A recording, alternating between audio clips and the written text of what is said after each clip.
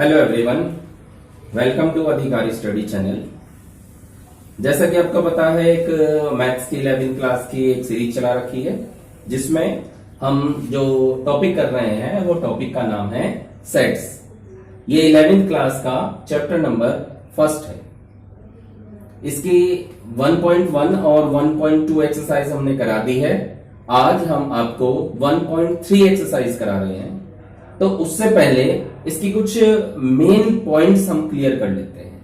ठीक है, चलते हैं। सबसे पहले हमारे पास जो टॉपिक आता है वो है उपसमुच्चय। इसे कहते हैं सबसेट। यदि समुच्चय A का प्रत्येक अवयव समुच्चय B का भी एक अवयव है तो A B का उपसमुच्चय कहलाता है। दोबारा क्लियर करते हैं इसे। यदि समुच्चय A का प्रत्येक अवयव समुच्चय B का भी एक अवयव है तो A B का उपसमुच्चय कहलाता है। अर्थात A, ये जो सिंबल दिया हुआ है C और C के नीचे ये लाइन से खींची हुई है, इसका मतलब है A सबसेट B का और ये सबसेट का साइन है। जैसे एग्जाम्पल के तौर पर चलते हैं हम। A हमारे पास एक सेट है जिसमें 3 एलिमेंट है 1, 2, 3 और B एक ऐसा सेट है जिसमें 3 एलिमेंट है 1, 2, 3। यानी A और B दोनों के एलिमेंट हमारे इक्वल हैं, सेम हैं, तो हम कह सकते हैं A सबसेट है B का। उल्टा भी कह सकते हैं कि B सबसेट है A का। यूं भी कह सकते हैं इसे B सबसेट है A का, क्योंकि एलिमेंट दोनों में इक्वल है। ठीक है। उसके बाद नेक्स्ट आता है हमारे पास उचित उपसमुच्चय। उचित उपसमुच्चय इसे कहते हैं प्रॉपर सबसेट। यदि दो समुच्चय A व B इस प्रकार हैं कि A सबसेट है B का, ध्यान रखेंगे, A सबसेट है B का तथा B में कम से कम एक अवयव ऐसा हो जो A में ना हो। ऊपर क्या बात थी, दोनों में एलिमेंट इक्वल होते हैं। यहां पे क्या कंडीशन है, यहां पे कंडीशन है इक्वल तो होंगे, मतलब जो A के एलिमेंट है वो सारे के सारे B में तो हैं, लेकिन B में एक एलिमेंट फालतू होगा, तो इसलिए इसे इस तरह से A, इसे कहते हैं हम प्रॉपर सबसेट का साइन है ये B। जैसे एग्जाम्पल लेते हैं, A है 1, 2, 3 और B में है 1, 2, 3, 4, तो हम कह सकते हैं कि A जो है वो प्रॉपर सेट है B का, तथा B को अगर हम उल्टा लें, B को A का अधिसमुच्चय कहते हैं। अधिसमुच्चय इंग्लिश में कहते हैं इसे सुपरसेट, और इसका जो सिंबल होता है वो इस तरह से होता है, उल्टी तरफ बनता है A, मतलब ये जो C का साइन है ये उल्टी तरफ बनता है। देखो इस तरह बना होगा, अगर C की तरह बना होगा तो इसे कहेंगे प्रॉपर सबसेट, और अगर ये C उल्टा बना होगा तो इसे कहेंगे हम सुपरसेट।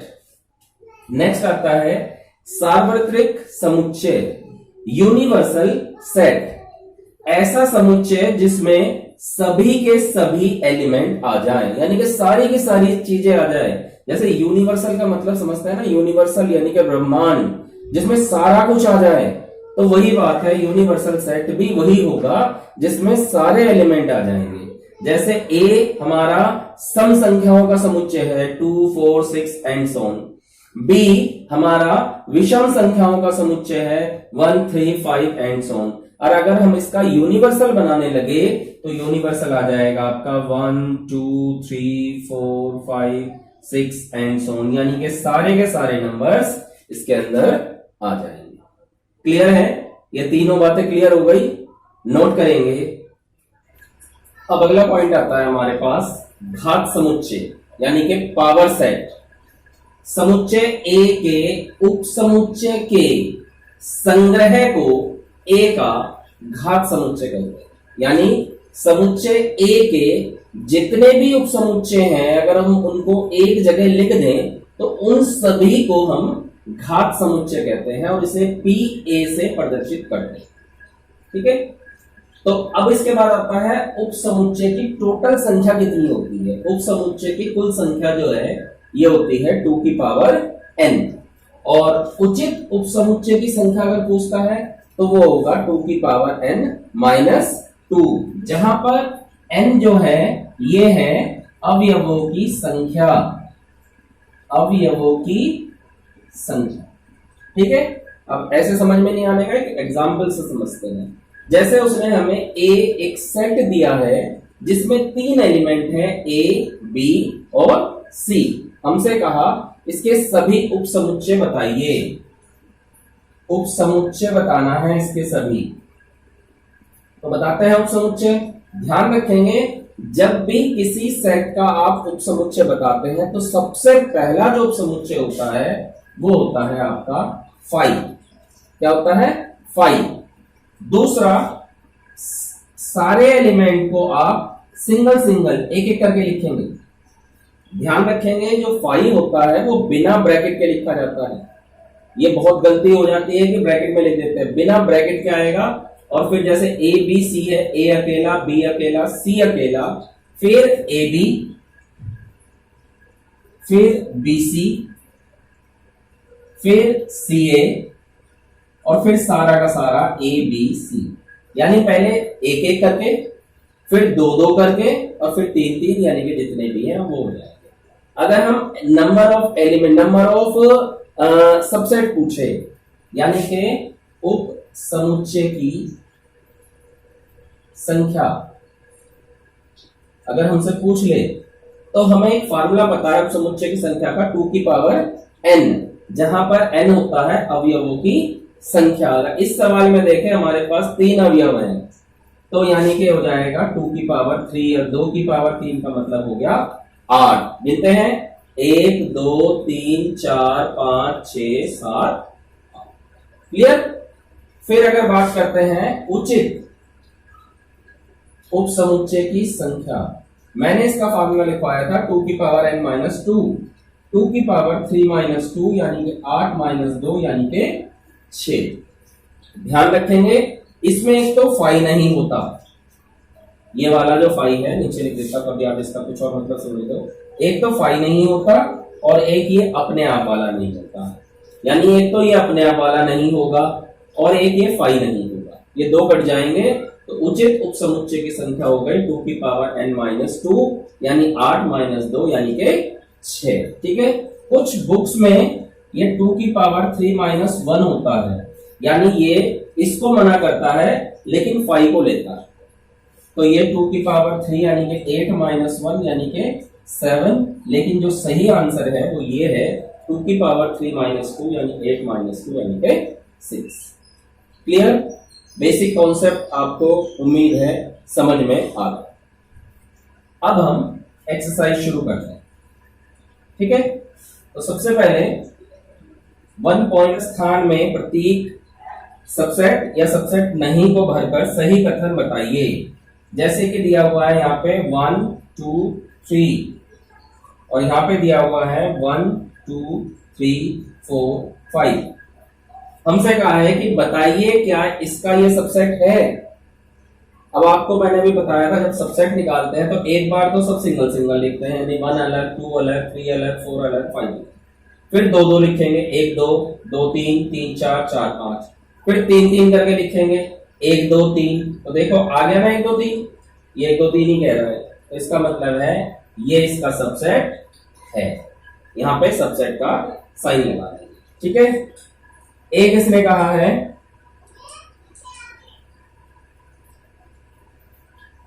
लास्ट कर रहा हूं 7 पार्ट, इसने याद दे रखा है x, जहां पर x एक सम प्राकृत संख्या है, और यहां दिया हुआ है x एक पूर्णांक है।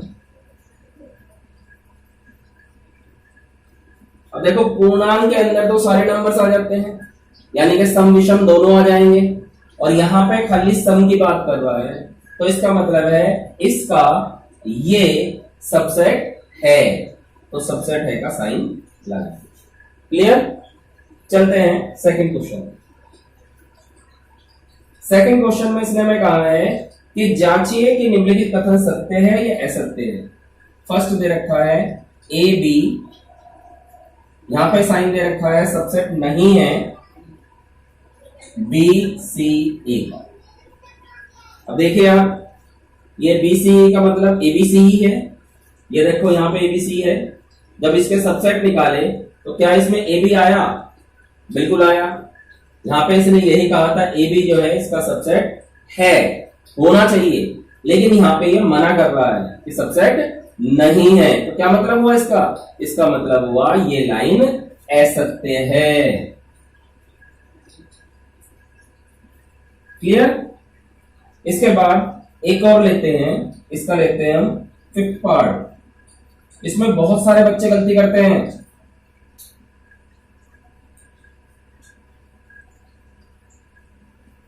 ये दिया हुआ है A belongs to A B सी।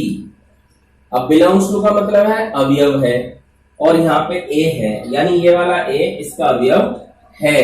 लेकिन एक बात ध्यान रखना, अवयव जब होता है तो वो ब्रैकेट में नहीं होता, सबसेट ब्रैकेट में होता है, अवयव ब्रैकेट में नहीं होता। ये बात बहुत अच्छी तरह समझ लें कि सबसेट जो है, ये सबसेट अगर होता तो ब्रैकेट में होता, लेकिन ये अवयव की बात कर रहा है, और अवयव कभी भी ब्रैकेट में नहीं होगा, बिना ब्रैकेट के होगा।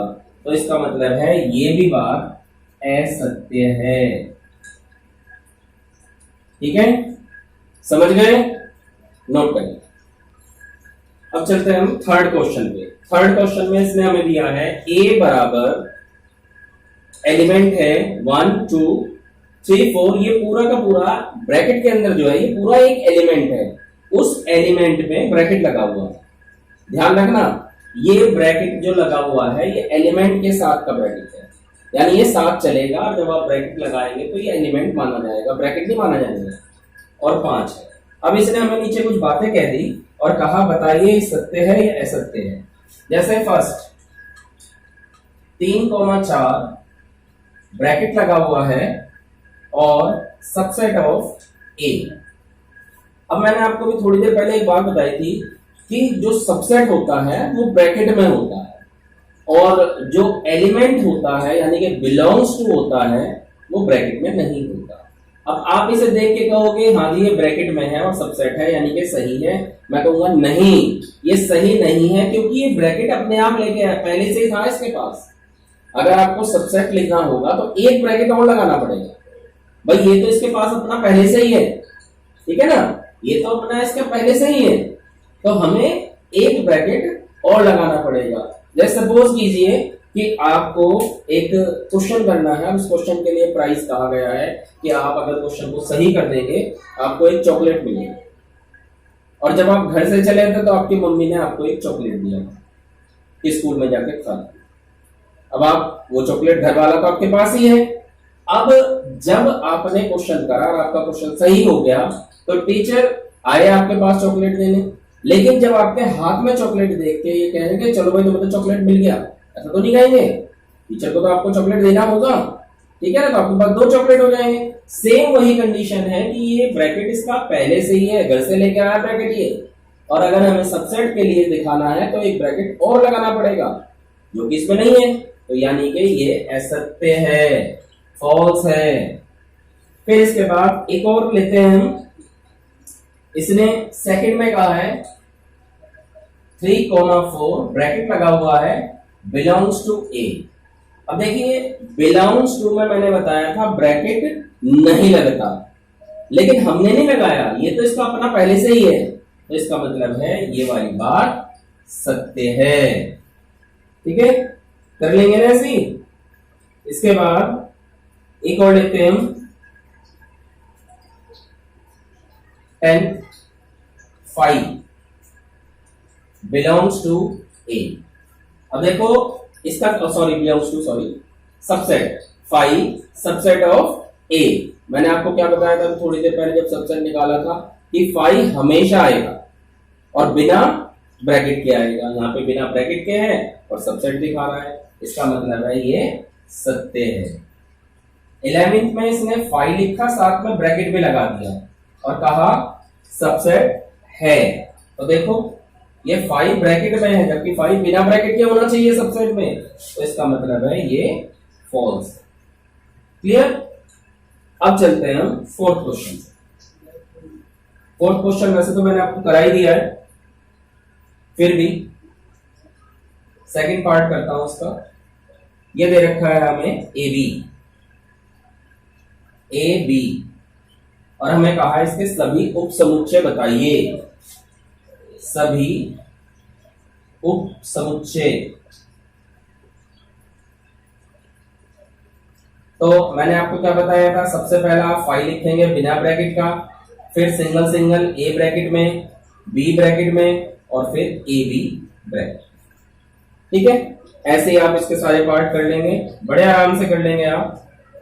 फिर फिफ्थ पे आते हैं। फिफ्थ में इसने कहा a इज इक्वल टू 5, यानी a जो है रिक्त समुच्चय है, और जब हम इसका pa निकालते हैं यानी पावर सेट, घात समुच्चय, तो फार्मूला क्या बताया था मैंने कि फार्मूला इसकी जो पावर सेट निकालने के लिए होता है वो वैसे तो 2 की पावर n होता है, और अगर कोई एलिमेंट ना हो तो 2 की पावर 0, और 2 की पावर 0 की वैल्यू कितनी होगी? 1।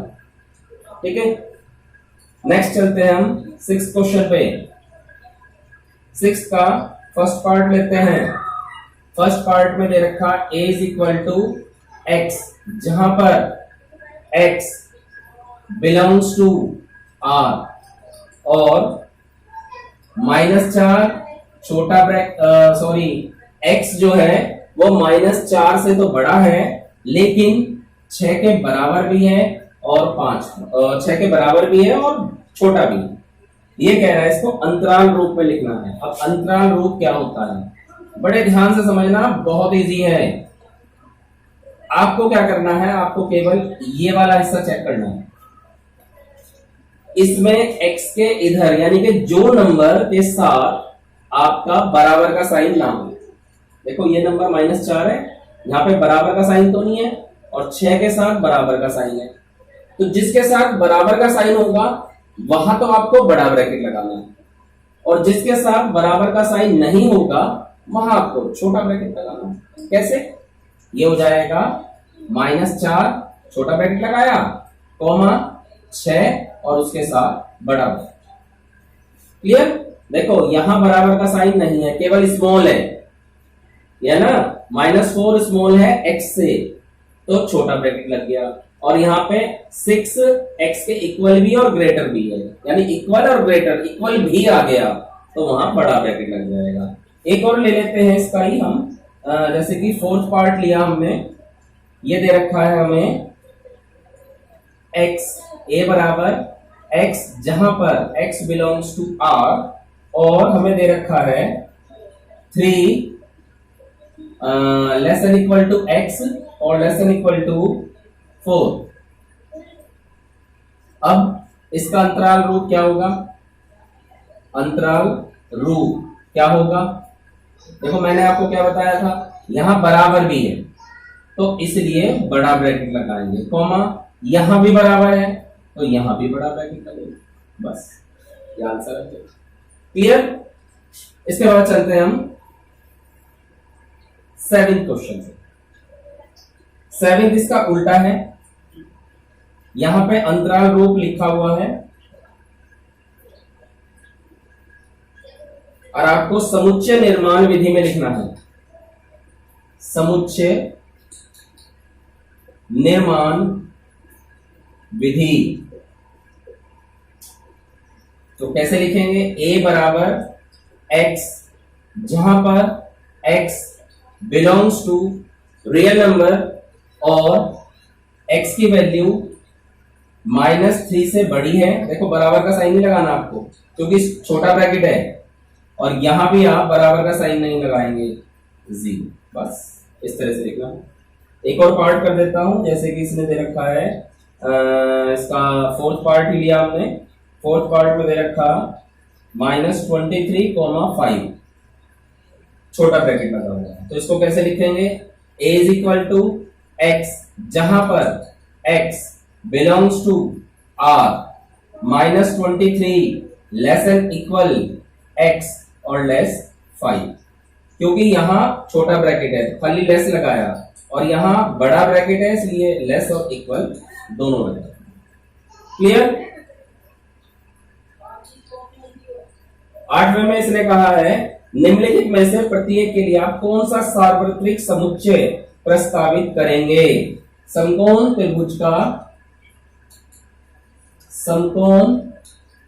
त्रिभुज का समुच्चय। सार्वत्रिक का क्या मतलब होता है? और दूसरा क्या दे रखा? समद्विबाहु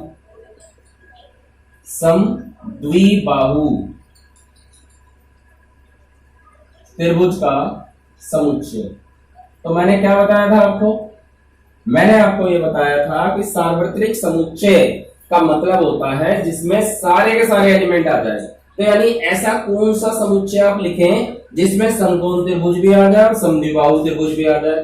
तो देखो वो आप लिखेंगे u बराबर x, जहां पर x सभी त्रिभुज का समुच्चय है। बस इतनी सी बात लिख दी आपने, सभी त्रिभुजों का समुच्चय, उसमें सारे त्रिभुज आ जाएंगे, कोई सा भी। ठीक है, क्लियर? इसके बाद चलते हम लास्ट क्वेश्चन पे। लास्ट क्वेश्चन क्या कहा उसने? क्वेश्चन नंबर 9 उसने कहा a is equal to 1 3 5, b is equal to 2 4 6, c is equal to 0 2 4 6 8।